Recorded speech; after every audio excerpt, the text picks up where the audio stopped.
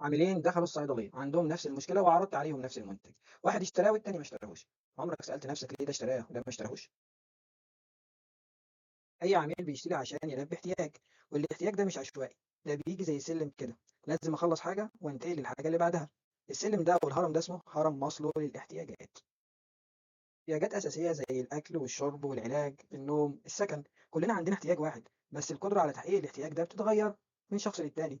يعني مثلا في واحد ممكن تلاقيه في السكن قاعد في شقه ايجار، وواحد تاني ممكن تلاقيه قاعد في فيلا. واحد بيفطر فول وطعميه والتاني بيفطر كرواسون. فتحقيق الاحتياج ده بيختلف على حسب قدره كل شخص والتاني. هو ده احتياج واحد وهو الاكل، واحد بيفطر من عربيه فول وواحد بيفطر فطار فرنساوي. الانسان بيخلص احتياجه الاساسي بيبدا يدور على الامان. الامان في الصحه، دخل ثابت، دواء منتظم، يركب كاميرات في البيت، انظمه حمايه. بيبدا يدور على الامان.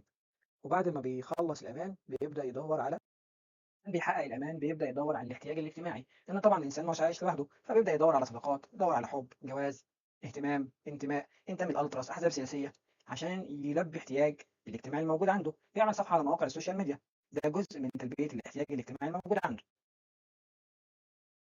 وبعد ما بيعمل صفحه على مواقع التواصل الاجتماعي عشان يحقق احتياجه الاجتماعي، طبعا صفحه على السوشيال ميديا من غير لايك وشير ملهاش اي 60 لازمه، عشان كده ما تنساناش من اللايك والشير، واعمل فولو عشان تتابع كل الحلقات اللي تنزل.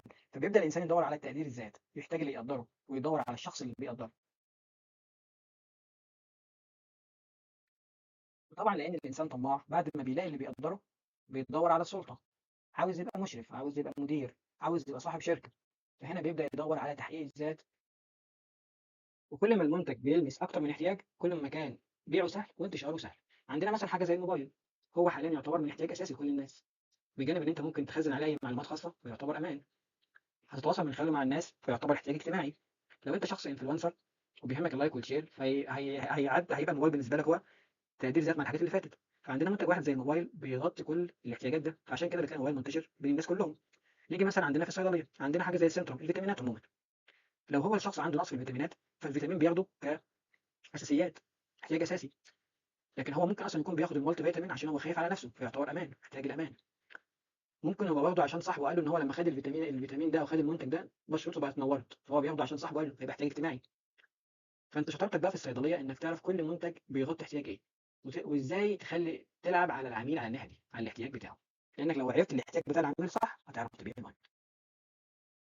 اسال نفسك المنتج اللي انت بتبيعه بيغطي كام احتياج، لو عرفت تجاوب صح هتعرف تبيع بذكاء.